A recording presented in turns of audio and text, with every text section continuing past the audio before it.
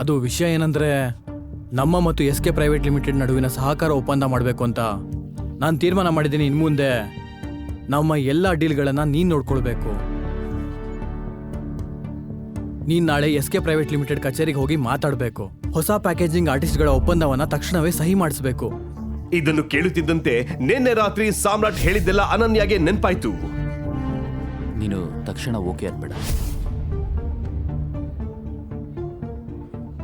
ಕ್ಷಮಿಸಿ ಅಣ್ಣ, ಈ ವಿಷಯನ ನೀವೇ ಚಿರಾಗ್ಗೆ ಹಸ್ತಾಂತರಿಸಿದ್ದೀರಲ್ವಾ, ಆದ್ರಿಂದ ನನ್ಗನ್ಸ್ತಾ ಇದೆ ಅದು ಅರ್ಧಕ್ಕೆ ಬಂದಿದ್ರೆ ಅವನೇ ನೋಡ್ಕೊಳ್ಳಿ. 4 ಸೇರಿ 1 ಮಿಠಾಯಿ ಮಾಡಿದ್ರೆ ಅದ್ ಬೇರೆನೆ ಆಗತ್ತೆ.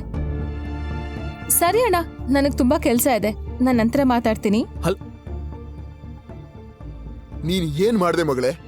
ನಿಂಗ್ ಗೊತ್ತಾ ಇದ್ರು ಕಾನ್ಸಿಕ್ವೆನ್ಸಸ್ ಏನಾಗುತ್ತೆ ಅಂತ? ಶ್ರೀಕಂಠ ದತ್ತ ಪ್ರಕಾರ ಅನನ್ಯ ತನ್ನ ಕೈಗೆ ಬಂದ ಒಳ್ಳೆಯ ಅವಕಾಶವನ್ನ ತಳ್ಳಿ ಹಾಕಿದಳು. ಅದ್ವೈತ ಅವಳಿಗೆ ಕರೆ ಮಾಡಿ ಮುಂಚಿತವಾಗಿ ವಿನಂತಿಸಿದ್ದ, ಆದರೆ ಅನನ್ಯ ಒಪ್ಪಿಕೊಳ್ಳಲಿಲ್ಲ. ಅವಳು ನಿರಾಕರಿಸಿದಳು. ಅನನ್ಯ ಡಿಸೈನರ್ ಬೊಟಿಕ್ ನಿಂದ ಹೊರಬಂದು ಒಂದು ಬೆಂಚ್ ಮೇಲೆ ಕೂತಳು. ತಕ್ಷಣವೇ ಸಾಮ್ರಾಟ್ಗೆ ಮೆಸೇಜ್ ಕಳುಹಿಸಿದಳು.